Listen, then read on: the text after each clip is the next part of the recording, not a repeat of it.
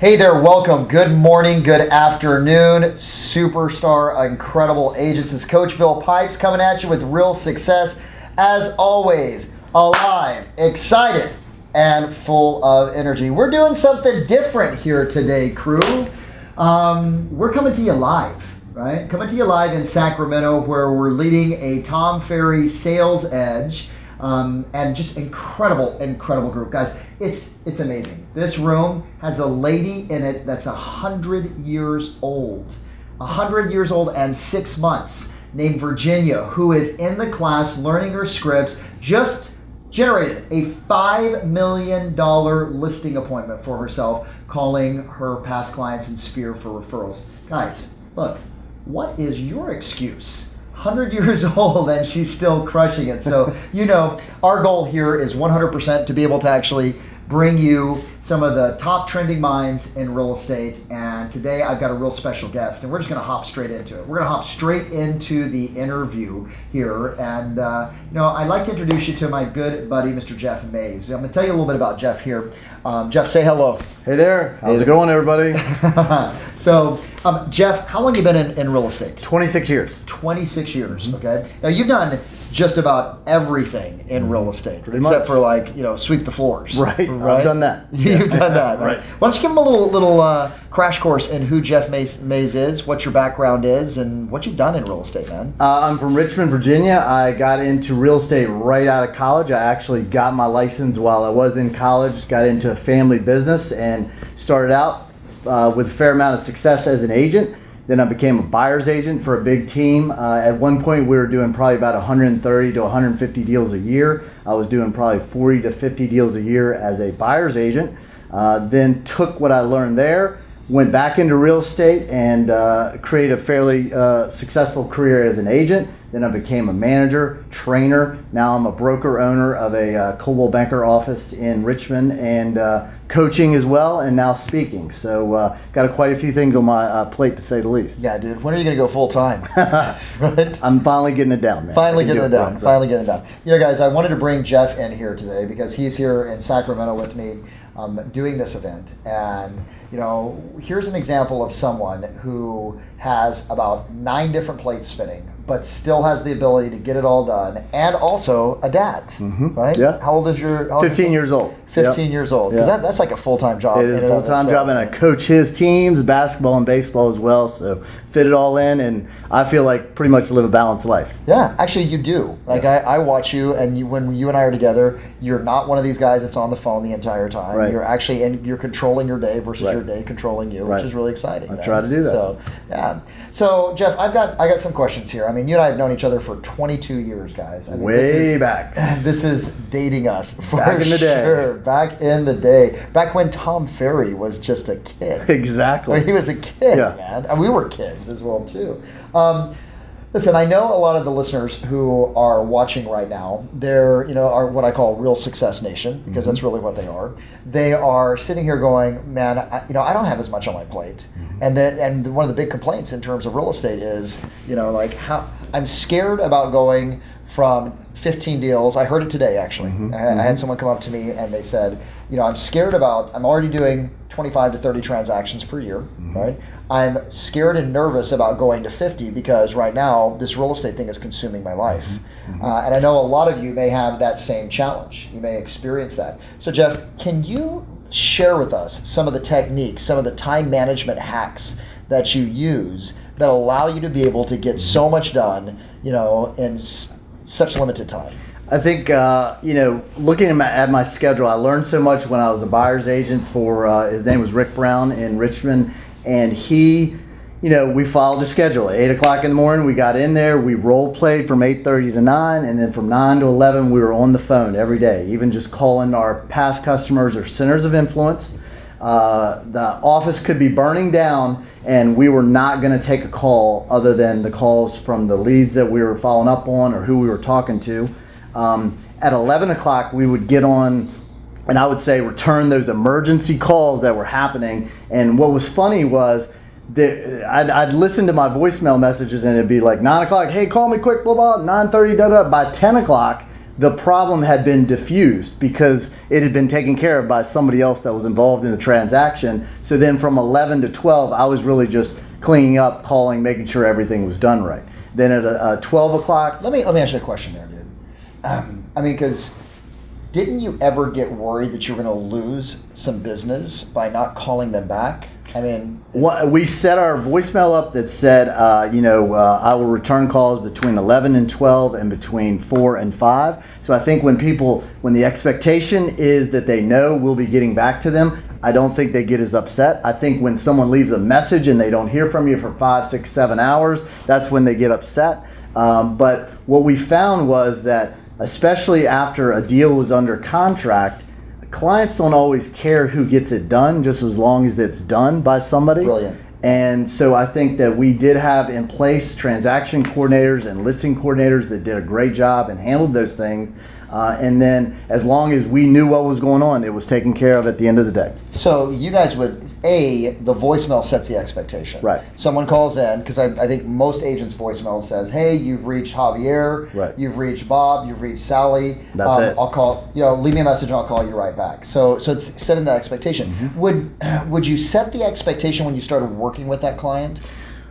Definitely. Like the agent would, the listing agent on our team, he would let the sellers know that he would talk to them pretty much on a regular basis once a week, usually on Monday evenings, 5 to 6 o'clock. We would have a set time that we would follow up with the sellers about the marketing that was happening on the house that week, the feedback, what we were doing, any price adjustments, and it was their time. So we didn't have all these calls during the week of like, what's going on? Hey, this is wrong online. You need to change this, because the expectations were set up front.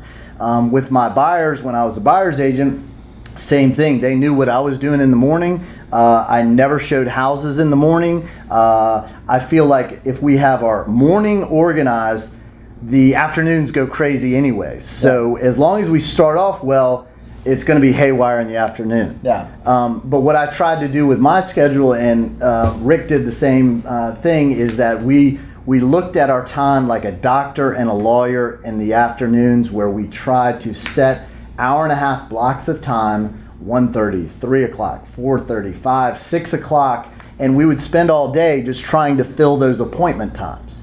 And back in the day, then when I was doing it, I was a single guy, and I had to work with my own schedule, which I was realistic. Like, on Thursdays I was going to go out, and Fridays I was going to play golf, and Saturdays I was going to take a half a day off.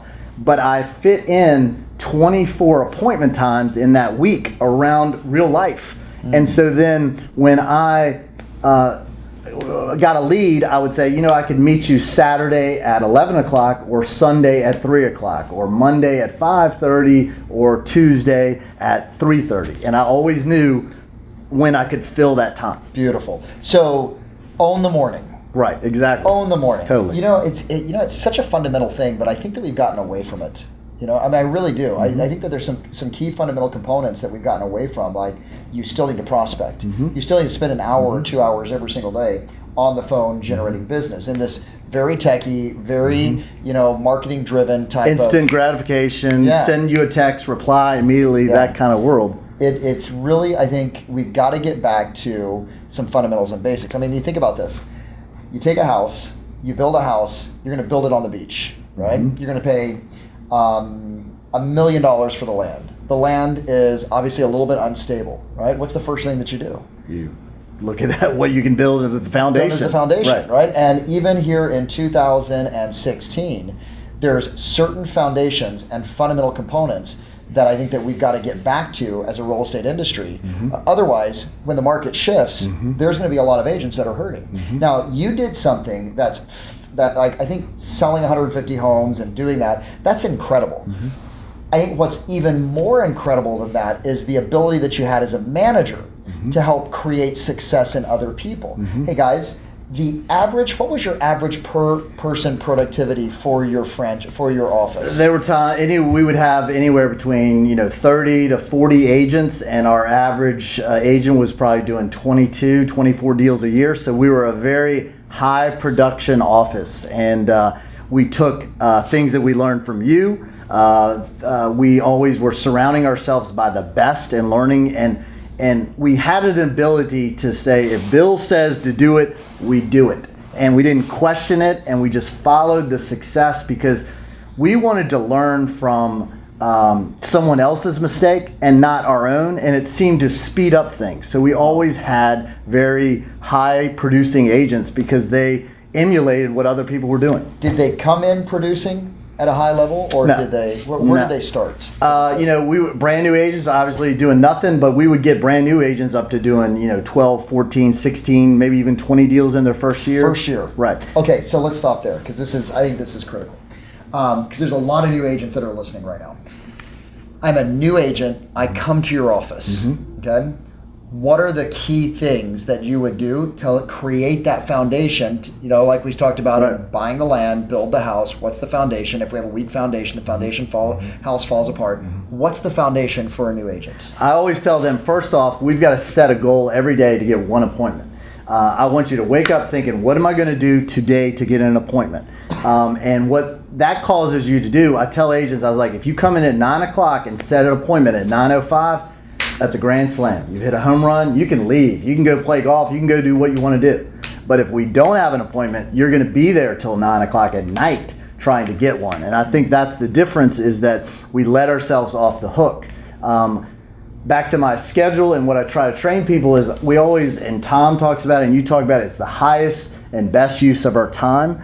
We make thousands of dollars. We get paid like most doctors and lawyers, and we need to start owning our schedule and taking control of our time and thinking like, is this $10 an hour administrative work, or is this $1,000 an hour income producing work? And so when you start thinking like that, as a new agent, you want to take control of what you do in the morning and have some system to generate business. Because I tell people, if I say we've got $1 million cash buyer that wants to buy tomorrow, anybody can help that buyer. The cat and mouse game in this business is finding that buyer, and that's what we've got as a new agent. We've got to go out and find that buyer. So what are some of the? So number one, I wake up every morning and I say, okay, what am I going to do today to get an appointment? Right. So I have that singularity of focus throughout the day. If I get it, what happens if I get that appointment on my first call? I still do my prospecting? I would, I joke around like leave, but you have had a successful day if you do that. But when you're on a roll, don't stop, because the other thing that we don't plan for is we can set 10 appointments, but we may have 3 or 4 cancel. We don't plan for the cancels, and they do happen, and people aren't always on our time. So I think sometimes we underestimate how much we really need, and we need more than we think. Yeah. So excellent. I love it. So I come in, I've got that singularity of focus. That's my start. Okay. What's number 2? Number 2 is we're going to figure out what we're going to do to get business. Are we going to go after FSBOs, expireds, past customers, centers of influence? What is going to be our approach? I've had agents that made a ton of money just doing open houses every weekend, Saturdays and Sundays. They owned that time. They were great when they were face to face. They knew the questions. They closed people, and then they picked up buyers on the weekend, and then they showed them during the week and sold houses and sold 3-4 houses a month just doing that. But I think not everybody is gonna knock doors. Not everybody's gonna go after expireds, but we do have to, as a new agent, we got to figure out where we're gonna get the business from. I love that. Actually, we got to figure out, and it may not be for everybody, but we can't say, I don't like open houses, I don't like FSBOs, I don't like expireds, I don't really know anybody. Well, what are we going to do? What do you like? So would they try out every single angle to generate business and then find one that really fit their personality? Yeah, I really do. I think they would try it out, and I think in the beginning you got to kind of do everything, and you can't rule out anything. And so many times, and I've heard you say this before, is we're only training you things that we know work. Yeah. And one time something may not work, but over time it does work. And so there's too many, I think, examples in this business where, like, yeah, I tried that for a couple days, or I did that for a week or two, and I didn't get anything.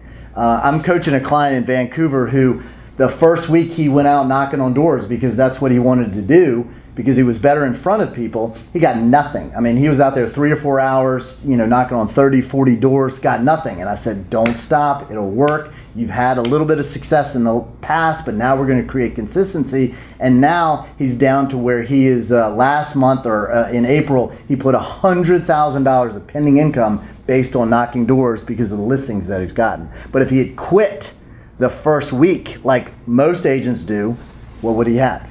Yeah, he'd have a story about why it is that what he it doesn't work. Yeah, no, that doesn't work. Yeah, and we see that too often. How long should someone stick with something before they can rule out that it works or doesn't work? When it comes to lead generation, I mean, I think it's got to be a couple months. It's got to be 2, 3, 4, maybe 6 months. Yeah. Until you get it down, until you perfect it. He went out and knocked on doors, and then it was, well, what'd you say? What happened? Let's break it down. And I think that people in this business, they see the best and they think it's so easy. Well, the best has so much behind it and so much work and practice and scripts, and we're at Sales Edge right now learning exactly what to say and how to say it with tonality in our body, and all that stuff adds up. And I'm 26 years in the business, learning something new every day, and I think that's how we've got to be. We've got to be open-minded to trying and sticking, to the end. How about Virginia? 100 years old. We took a picture today. I mean, that is amazing.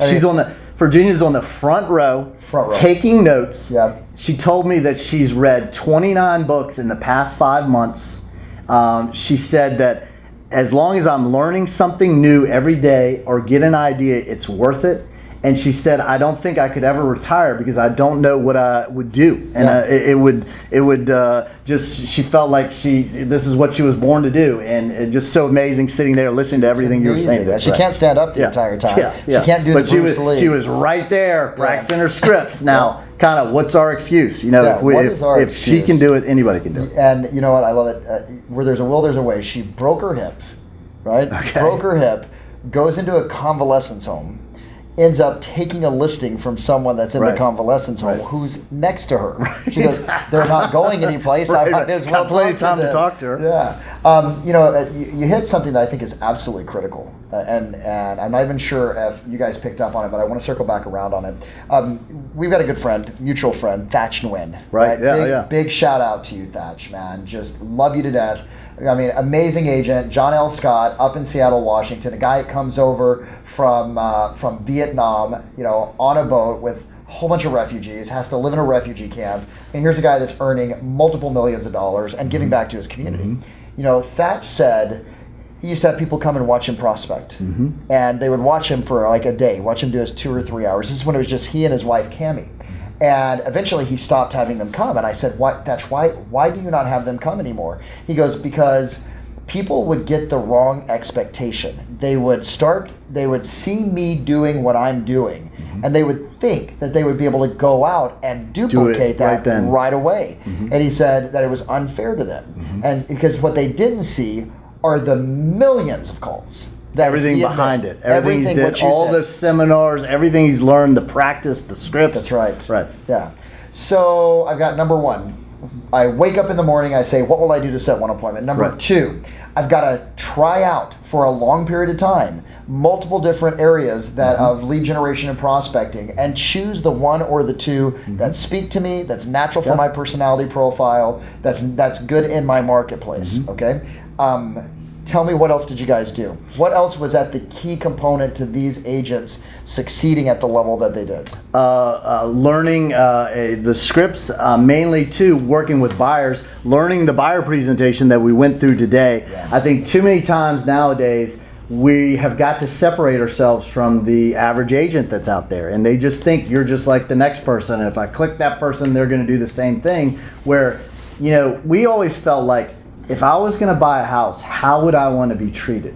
I'd want somebody to sit down with me, ask me questions about exactly what I want, not waste my time, be professional, explain the whole process, show me what I'm going to sign. And when you do that, you have so many loyal clients there. You want to get to where they're like, I can't imagine not buying a house without Bill. I can't imagine. Supporters, right? And then you've got the loyalty, and then you've got the people calling you when they go to a subdivision, or they're asking you, and we're not chasing these people. And when I was a buyer's agent, everyone's like, oh, you probably had all these hundreds of leads. I was really only working probably 8 to 10 leads, but they were qualified, loyal. I had a buyer broker agreement signed with them, and they were gonna buy in the next month. They were motivated. Yeah. So I didn't have to have all these leads, and we can't be everything to everybody. And you hit the nail on the head today. We've got to tolerate when we don't generate, business. And I feel like even now and back then, I got to a point where I was turning down people or choosing like these people, are not. Yeah, they're not loyal, or they're not gonna, work with me. Or this is so huge, guys. We are in an industry right now where we think we need 200 to 300 leads coming in online. Yeah. The reality is, if you want to sell 20 homes, you need 40 to 70 great leads throughout the course of a year. Okay, and obviously online leads, it's the easy way. I'm not poo-pooing it. I'm not playing it down. Right. And I made. Like you, had a very, very successful business that was based around online lead generation. But I think if we rely upon online lead generation instead of the skill and the discipline and the behavior of actual old school prospecting every single day, then we're going to, again, there's a change coming. Yes. Right? So there's a change coming. I was watching both the conventions. I feel like politician as I say that, right? So there's a change coming. But the change that's coming is there's going to be a shift in this market. And you know who's going to succeed? The agents that have a plan are generating business, and they will, as you know, we always do better. Those type of agents do better in a downturning market because there's more agents getting out of the business than the business is falling off. Yeah. And they're going to win. They're going to win big time over the next couple of years. Skills, baby. Exactly. It's all skills. Yep. Like if you've built your skills, I don't care what's going on, market going up, market going down, whatever. When we move into that downward trending market, our great agents are going like this. I'm waiting for it. They're waiting for it. Bonnie King, I love Bonnie King up in, not too far from here in East Bay, California. She's like, hey, Bill, when will the expireds come back? Right. She's like, she's practicing. She's going to prepared happen for it. Yeah. So I wake up, I say I want to set one appointment today. Right. What am I going to do? I choose the areas and work on them, right? I also learn the scripts. Did you guys role play and practice every single day? As you know, Bill has been to our office numerous times. Yeah. We had headsets set up, phone banks set up where everybody was on the phone. Even when we learned it perfectly, we didn't follow it 100%. I'd say we followed it 25 to 50%, but that gave us so much success. It generated so many opportunities and leads because the script is a guideline to where you want to go, and our agents always wanted to know the next question. And it was so awesome to have you come in there, work with brand new agents, and then they sound like 20 or 30 year veterans in the business, and they're getting on the phone and they're listing expireds, they're getting FSBOs, they're not, when a client says, how long have you been in the business? Or how long have you been in the business? There's a big difference, and they recognize that because of what they're saying and what they're doing. Yeah, they're professional. Exactly. Yeah, they've taken the time to build the script, build their skills through scripts to be professional. So I've got learning scripts. What's number 4? Number 4 is action, is doing something. We can ready aim all we want to, but the agents that succeed are the ones that are not afraid to fail. They're not afraid to get out there. They're not worried about how they look. They're not worried about how they sound. We've all been there, and I think that through practice and repetition, but the main thing is the action. Tom says his best is the leading indicator in real estate success is the number of appointments you set. And when you focus on appointments with action behind it, you're going to win. But, if we just practice and do all this stuff and then just go to bed or don't go into the office, we're going to get nothing. So I would say in action. I like what you said. You said you cannot be afraid to fail, right? One of the questions I ask on every interview is, what's your biggest failure in life and what did you learn from it?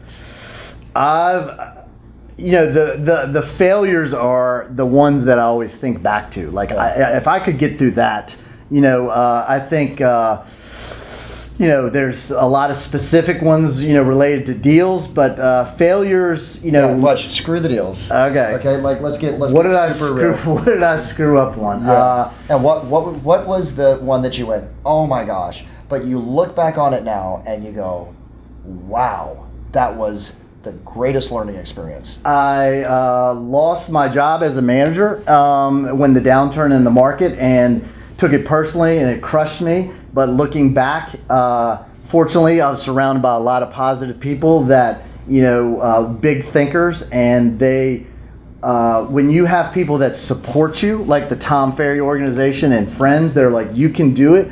That was a big blow to my ego, but I went out, partnered with one of the larger builders around town, started my own office, and it was a great learning experience that I thought it was easy because it was already in place. And when you learn how to do it and start it from from the ground up, it means more and has a lot more value. So I remember when that happened. Right. Yeah, I remember when that happened. I mean, and you guys gotta understand, I mean, Jeff was flying high. I've got a pretty big ego, and that hurt. But that's all right. It happens to everybody. It happens to everybody. It happened to me. Yeah.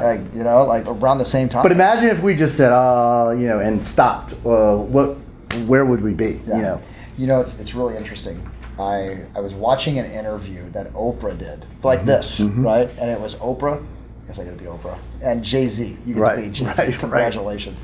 And she said, what have you learned from all your success?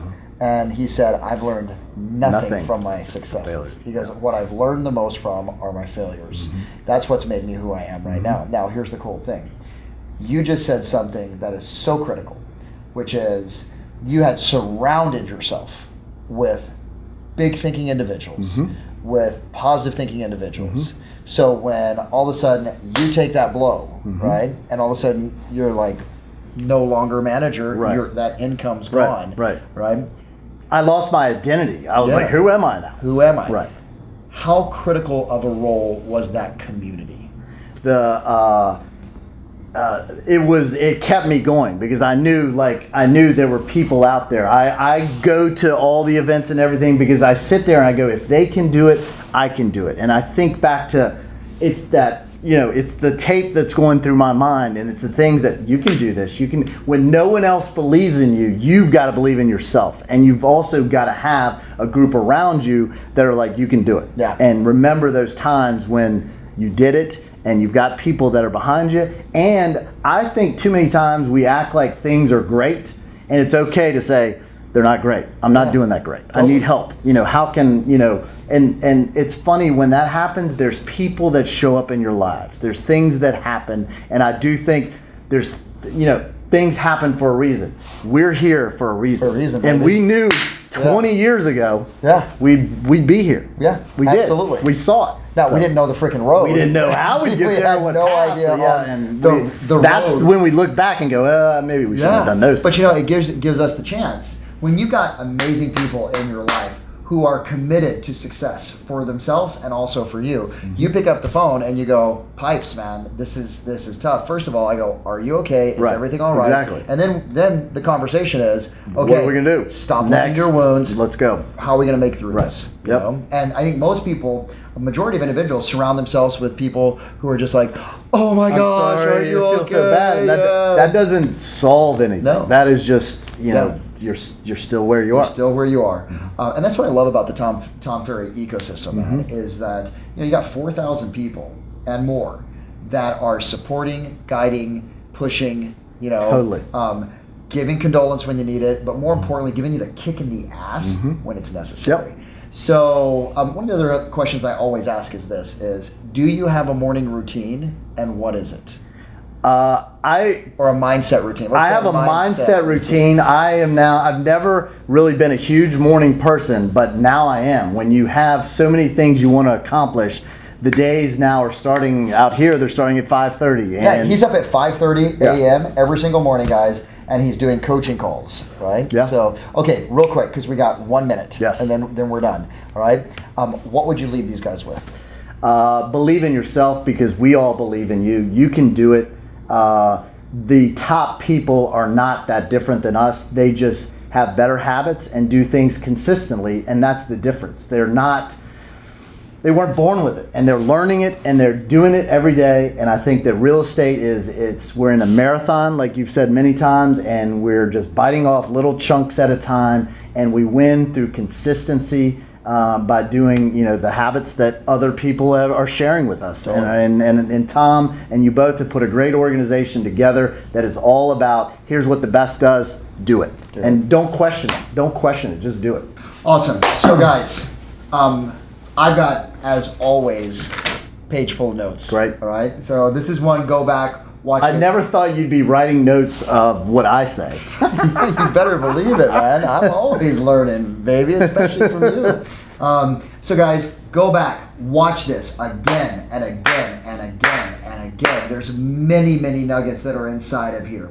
And you know what? As always, we as a company, as Jeff said, are here to support you. Our number one goal is to be able to make sure that you experience success, because really, what is success? It's having a business that creates a wonderful life for you. So if you're interested in us and the coaching that we do, if you're interested in the seminar, coming to Sales Edge, learning why we say you're Bruce Lee, right? And all the impact that it has on your ability to be able to actually have powerful conversations, please go to tomferry.com, take a look at it. Look forward to seeing you then. Hey guys, until I see you next, keep your mind focused on the future, keep your actions right here in the present, and keep on moving forward. Keep crushing it. See you next interview.